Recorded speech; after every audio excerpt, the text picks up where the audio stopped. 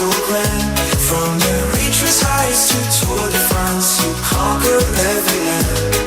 with courage and resilience. ሰላም ከመይ ትኾኑ ክቡራት ተኸታተልቲ ሲኤም ኤክስትራ ሾው ዕለታዊ ዜና ስፖርት ሒዝና ልኩም ቀሪብና ኣለና ንምክትታልኩም ብኽብሪ ንዕድም ኣብ ታሪኹ ሎሚ ዓመት መበል 20 ግዚዋ ምክያዝ ዝርከብ ዝሮነዌ ረቡዕ 28 ናሓሰ ብቐዳይ መድረኹ ፈሊሙ ኣብዛ ቀዳሚት መድረኽ ድማ ተቐዳደምቲ ካብ ሬሜስ ነቒሎም ኣብ ቢልዘን ትዛዘም 63.6 ኪሎ ሜትር ዝርሕቀቱ ውድድር ክሽፍኑ እዮም መደብ ወፂሎም ኣብ ዝሓለፈ ዓመታት ነዝኒ 5 መድረኻት ዘለዎ ውድድር ዝተዓወተሉ ተቐዳደምቲ ምስ ንዕዘብ ኣብ 2014-2015 ቤልጂማዊ ቲም ዌለንዝ ኣብ 2016 ሆላንዳዊ ኒክ ፒስትራ ኣብ 2017 ሆላንዳዊ ቶም ዱወሊን ኣብ 2018 ስሎቬናዊ ማቴጅ ሞሪክ ኣብ 2019 ቤልጂማዊ ላውረንስ ዴ ፕላስ ኣብ 2020 ሆላንዳዊ ማቲው ዋንደርፖል ኣብ 2021 ኢጣልያዊ ሶኒ ኮልብሬሊ ዝሓለፈ ዓመት ድማ ቤልጂማዊ ቲም ዌለንስ ንሳልሳይ ገዚኡ ተዓዊትሉ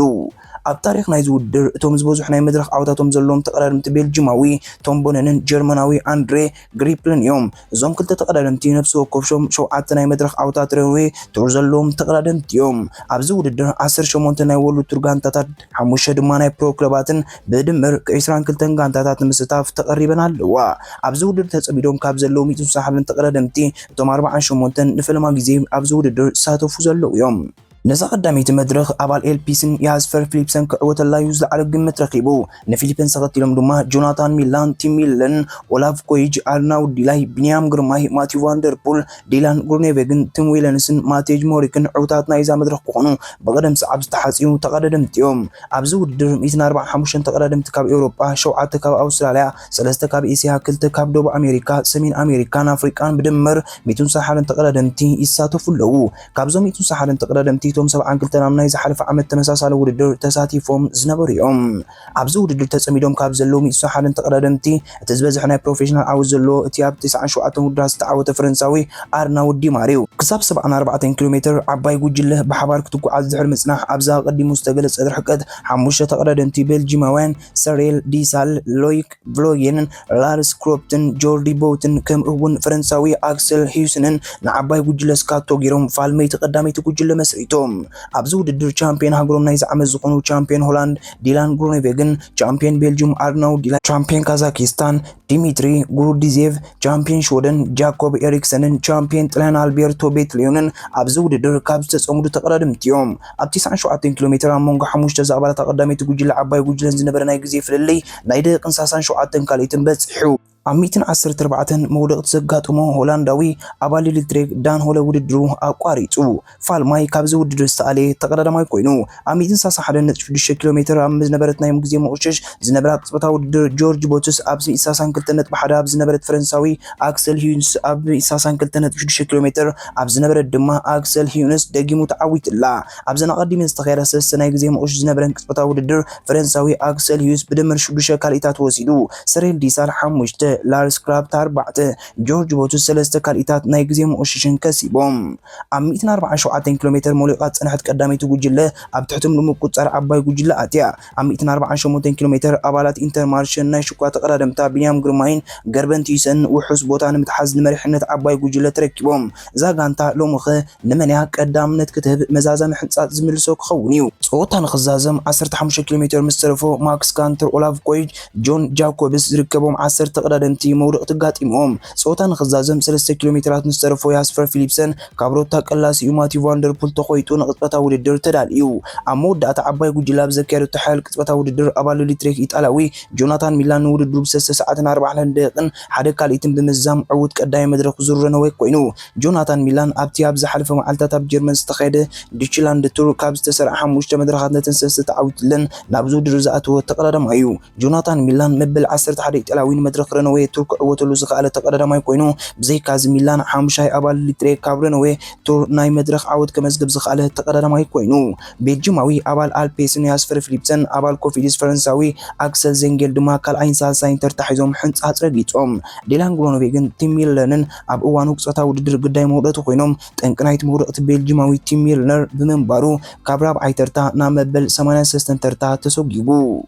ኢንተር ማርሽ ኣብዚ ውድድር ቅድሚ ቢንያም ግርማይ ንገርበን ቲዩሰንያ ኣብ ቀጽበታ ውድድር መሪፃ ምርጫ ድማ ዋጋ ክፊልዋ ገርበን ቲዩሰን ሻርሻይ ተርታሒዙ ውድድሩ ዛዚሙ እቲ ነብሪ ጎልጎል ኤርትራዊ ቢንያም ግርማይ ካብ ዕዉት መድረኽ ግዜ ከይከሰረ ካብ ዝነበረ መውደቕ ተሓራ ኮይኑ መበል 66 ተርታሒዙ ውድድሩ ዛዚሙ ኢንተር ማርሽ ካብዚ ናይ ሎሚ ጌጋ ክትመሃር ትፅቢት ትግበር ከም ዝፍለጥ ኢንተር ማርሽ ቢንያም ግርማይ ኣብ ቱር ዲ ፍራንስ ካብ ዝተዓወተላ ቀዳመይቲ መድረኽ ቅድሚ ቢንያም ግርማይ ንገርበን ቲዩሰንያ ቀዲማ ነይራ ኣብ መወዳእታ ሓሳባ ብምቕያርያ ንቢንያም ቅጽበታ ውድድር ከካይድ ቀጠልያ መብራህቲ ወሊዓትሉ ንሱ ድማ ስርኡ ንዓለም ኣርኢዩ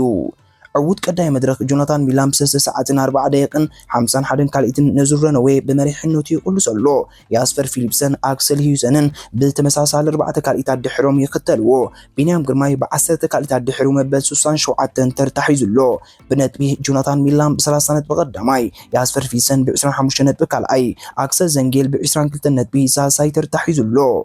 ቤልጅማዊ ኣርናውድ ዲላይ ብሉጽ መንእሰይ ረንዌይ ቱር ኮይኑ ይመርሕ ኣሎ ኣሜሪካዊ ማግናስ ሸፊልድ ብመዓልቲ ተበሊጹ ይስዕቦ ዝረንዌይ 529 ነሓሰ ብኻልኣይ መድረኹ ክቕጽል እዩ ኣብዛ መድረኽ ድማ ተቐዳደምቲ 15.4 ኪሎ ሜትር ዝርሕቀታ ናይ ውልቅን ናይ ግዜ ውድድርን ክካይዱ እዮም ዙር ሃይናን ረቡዕ 28 ነሓሰ ብኻልኣይ መድረኹ ቀፂሉ ውዒሉ ኣብዛ ካልኣይቲ መድረኽ ተቐዳደምቲ 178.9 ኪሎ ሜትር ዝርሕቀቱ ውድድር እዮም ኣካይዶም ኣብ መወዳእታ ዓባይ ጉጅለ ኣብ ዘካየደቶ ቅጽበታ ውድድር ኢስቶንያዊ ኣባል ፌሬ ኪክ ፓንዳ ማርቲን ላስ ንውድድሩ ብ4 ሰዓትን 6 ደቂቕን 4 ካልኢትን ብምዛም ዕዉት ካልኣይ መድረኽ ዙር ሃይናን ኮይኑ ኣባል ቡርጎስ ኒውዚላንዳዊ ኣሮን ጌትን ኣባል ታርቴሌቶ ቤልጅማዊ ቲሞቲ ዳፖንታን ካልኣይን ሳልሳይን ተርታሒዞም ሕንጻጽ ረጊጾም ኣብዚ ውድድር ተጸሚዶም ዝርከቡ ኤርትራውያን ተቐዳደምቲ ዝሓዝዎ ደረጃ ምስ ንዕዘብ ካብ ዕዉት መድረኽ ግዜ ከይከስሩ ኣባላት ኣስጣናይ ኖክሙል ብርሃን ሻድሻይ ኣባላት ትሬንጋኑ ምዕራብ ቅዱስ ዓስራይ መትከል እዮብ ድማ መበል 75 ተርታሒዞም በዚ መሰረት ንዙር ሃይናን ኦስቴናዊ ማርቲን ላስ ብ6 ሰዓትን 8 ደቂቕን 34 ካልኢትን ቀዳይ ኮይኑ ይቕልስ ኣሎ ኢጣልያዊ ጃኮብ ማሪስኮ ብ4 ካልኢታት ድሕሩ ይስዕቦ ኒውዚላንዳዊ ኣሮንጌት ብ6 ካልኢታት ድሕሩ ሳልሳይ መርሃው ቅዱስ ብ14 ካልኢት ድሕሩ መበል 16 ኤኖክ ሙሉ ብርሃን ብተመሳሳሊ 14 ካልኢታት ድሕሩ 55 ተርታሙ ሓይሹ መበል 54 መትከል ቢዮብን ብተመሳሳሊ ግዜ ድሕሩ መበል 66 ተርታሒዙሎ ብነጥቢ ማርቲን ላስ ብ30 ነጥቢ ቀዳማይ ጃኮብ ማሪስካ ብ28 ነጥቢ ካልኣይ ቲሞቲ ዳፖንታ ብ25 ነጥቢ ሳልሳይ መርሃው ቅዱስ ብ16 ነጥቢ ሻምናይ ኤኖክ ሙሉ ብርሃን ብ10 ነጥቢ መበል 13 ተርታ ተሰሪዕሎ ኣውስትራልያዊ ኬን ሪቻርድስ ብ7 ነጥቢ መሳዕቐብ ዙር ሃይናን ኮይኑ ይመርሕ ኣሎ ብጋንታ ስፓኛዊት ኢኩፖ ኬርን ፋርማ ቀዳመይቲ ኮይና ትመርሕ ኣላ ኣስታና ራብዒቲ ትሬናጉ ድማ መበል 11 ተርታሒዛ ኣላ ዙር ሃይናይ 529 ነሓሰ ብሳልሳይ መድረኹ ክቕጽል እዩ ኣብዛ መድረኽ ድማ ተቐዳደምቲ 181.3 ኪሎ ሜትር ዝርሕቀታ ውድድር ክካይዱ እዮም ቮልታ ስፓኛ ረቡዕ 28 ነሓሰ ብመበል 11 መድረኹ ቀፂሉ ተኻይዱ ኣብዛ መድረኽ ድማ ተቐዳደምቲ 166.5 ኪሎ ሜትር ዝርሕቀታ ውድድር እዮም ኣካይዶም ነዛ መድረኽ ኣየርላንዳዊ ኣባል ጃይኮ ኣልኡላ ኢዲ ዲምባር ንውድድሩ ብ3 ሰዓትን 44 ደቂቕን 52 ካልኢትን ብምዛም ዕዉት መበል 11 መድረኽ ቮልታ ስፓኛ ኮይኑ ኣባል ኣልፔስን ቤልጅማዊ ኬንቲን ሄርማንስ ብሪጣንያዊ ኣባል ዲኤስኤም ማክስ ፑልን ድማ ብክልተ ካልኢታት ድሕሮም ካልኣይን ሳልሳይን ተርታሒዞም ሕንጻጽ ረጊጾም ንቮልታ ስፓኛ بين أوبونر ب4 ساعات 54 دقيقة 54 كاليتن بمريحنته يقلص له سلوفيناوي أباريد بولا بولا بريموز روغليش ب6 دقيقة 10 كاليتن دحرو يسعبو اسبانياوي انريك ماس ب6 دقيقة 58 كاليتن دحرو سالسايتر تسريعو بنتبي وانتوان آرت ب264 نتبي مريحينو تعقيبو وطيو أوسترالياوي كارين غريفز ب190 نتبي سعبو تشيك ريبابليكاوي بافل بيتنر ب81 نتبي سالسايتر تحيزلو بريطاناوي آدامياتس ب22 نتبي مريحينو تنبس عقب فولتا اسبانيا عقيبو وطيو بيلجيماوي وانتوان آرت بتمساسالي 22 نتبي سعبو سلوفيناوي بريموز روغليش ب18 نتبي سالسايتر تحيزلو اسبانياوي أبال إيونس كارلوس رودريغز مريحينت بلوز منسي فولتا اسبانيا تركيبو جرمناوي فلوريان ليبوفيتس بسودشة كاليتات دحرو يسعبو أبال للتريك ماتياس سيكيلموس بدقيقة 18 كاليتن دحرو سالسايتر تحيزلو بغانتايو إماراتس قدامي تقوينات مرح الله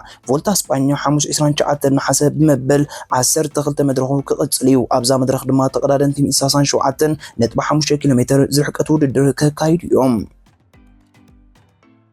فدرشن كعسو اقر دوب امريكا كون ما بول اب لعل اوراغوين تصاوت كبيد موصعات موسانو علاو غيرو اب قطن فرق فصامي كوب امريكا راغانتاتات اولمبيان اوراغوين اب زكايدو صوتا بعوت كولومبيا دحر مزامو ام مونغو دغفت سلا على ግጭት ተጻዋታይ اوراغواي ተጸምበሩ ኮይኖም اب زبا استاسف ተጻዋቱ اوراغواي ጉዳይም ቡ كون ما بول كጻረ ጽንሕ ኮይኑ كرمو بل لومي اوق او مرب حبريتو اب زم ተጻዋቱ ዝወስኑ መጽዓት حبيرሎ كون ما بول اب لعلي داروين نونز حموشه ጾታታት መጽዓት ወሲኑሎ اب لعلي رودريغو بنتانكور 4 ጾታታት اب لعلي ماتياس اوليفيران رونالد اراخون جوس هيمنزن دما 3 ጾታታት መጽዓት ከም ዝወሰነ حبيرሎ እዞም ተጻዋታ ኣብ ዝቕጽል ሃገራዊት ጋንታኦም ተካይዶ ጻረዩ ጾታታት ዝተወሰነሎም መጽዓት ክዛዙም እዮም ኢጣሊያውያን ክለባት ሮማን ኤስ ሚላን ተጻዋቲ ታም አብርሃምን አሌክሲስ ሳሌማከርስን ንምቕያር ኣብ ዝርብ ከም ዘለዋ ጋዜጠኛ ፋብሪዚዮ ሮማኖ ሓቢሩ ታሚ አብርሃም በጆሴ ሞሪኖ ቅድም 3 ዓመት ናብ ሮማ ተሰጋገረ ጆሴ ሞሪኖ ኣብዛ ሓለፈ 2 ዓመታት ብሰንኪ ተረጋጋሚ ማህረምቲ ኣብ ሮማ ርእሰ ምትእማኑ ክመልስ ብዘይምኽኣሉ መንበር ተቐይርት ከማሞ ተገዱ ምህላው ዝፍለጥ ኮይኑ ኣብዛ ሓለፈ ናይ ምሕዝነት ጾታ ሓንቾቶ ክቁፅር ክኢሉ ምንባር ይፍለጥ ኤሲ ሚላን ኣብ ልዕሊ ታሚ አብርሃም ተገዳስነት ምሕዳራ ነዚ ዕባይ ኣካዳሚ ቸልሲ ተጻዋታይ ምፍራም 8.4 ሚልዮን ዩሮ ክፍሊት ንምኽፋል ድልውትላ ሮማ ንኮንፈረንስ ሊግ ኣብ ዝተዓወተትሉ ዓመተ ስፖርት ኣብ ዝተዓወተትሉ ካብ ዝበለፁ ተጻዋቲ ሮማ ዝነበረ ኮይኑ ኣብ 53 ጾታታት ናይቲ ዓመተ ስፖርት 27 ሽኩታት ክቁፅር ክኢሉ ነይሩ ኣብ 2022 ታሚ አብርሃም ኣብ 2022 ምስ ኮሬሬ ዲሎ ስፖርት ኣብ ዝገበሮ ቃለ መሕተት ኣብዚ ክመጽእ ዝወሰን ክሉ ዝበለጸ ውሳነ ናይ ህይወት እዩ ናብ ፕሪምየር ሊግ ክምለስ ዘህወ የብለይን ኣብዚ ሾቶታት ምዝጋብየ ክጽዕር ክብል ተዛሪቡ ምንባሩ ይትከር ኤሲ ሚላን ኣብዚ መስርሕ ንቤልጅማዊ ሳሌማከርስ ኣብዚ መስርሕ ናብ ሮማ ክጽምበር እዩ እዚ ወዲ 25 ቤልጅማዊ ናይ ክንፍ ተጻዋታይ ካብ ፕሮጀክት ኤሲ ሚላን ወጻኢ ኮይኑ ዝሓለፈ ዓመት ምስ ቦሎኛ ብለቃሕ ምጽዋቱ ይዝከር አብርሃም ናብ ኤስ ሚላን ምስ ጽምበር መጻኢ ሰርቢያዊ አጥቃዒ ሉካ ዮቪክ ካብ ኤስ ሚላን ጸበብ ምዃኑ መውጻኢ ዮቪክ ካብ ኤስ ሚላን ዘይተርፍ ምዃኑ ስካይ ኢጣልያ ትገልጽ ኤስ ሚላን መበል ሻርሸት ጋንታ ታሚ አብርሃም ኣብ ናይ ጾታ ዘመኑ ክትከውን እያ ቀዲሙ አብርሃም ምስ ክለባት አስቶን ቪላ ስዋንሲ ብሪስቶል ቸልሲን ምጽዋቱ ይዝከር ኢጣሊያዊት ክለብ ላዚዮ ንሾደናው ተኸላኸለ ማንቸስተር ዩናይትድ ቪክቶር ሊንዶሎፍ ንምፍራም ሕቶ ከተቕርብያ እዚ ኣብ ከተማ ሮማ ዝመደበራ ኢጣሊያዊት ክለብ ተኸላኸለ ንምፍራም ተቋም ዘላ ኮይና ድሕሪ ምፍራም ማቲያስ ደሊክትን ለኒዮሎንን መጻኢ ሊንዶሎፍ ማንቸስተር ዩናይትድ ከም ዘበቅዕ ይግለጽ ቪክቶር ሊንዶሎፍ ኣብ ኤል ትራፎርድ ዘጽንሖ ውዕል ከበቅዕ 12 ወርሕ ጥራይ ዝተርፎ መስኮት ምስጋር ተጻወቲ ዓርብ ዝዕጾ ኮይኑ ማንቸስተር ዩናይትድ ኣብ ዝክራማት ሊንዶሎፍ ምስ ዘይሸጦ ኣብ ጥርሚ ዝኾነት ካብ እንግሊዝ ወጻኢ ዘላ ክለብ ክዘራረብ ዝኽእል ኮይኑ ንዩናይትድ ነዚ ካብ በነፊካ ዘፈረመቶ ተኸላኻሊ ኣብ ክራማት ብነጻ ከተፋኖ ክትግደድ እያ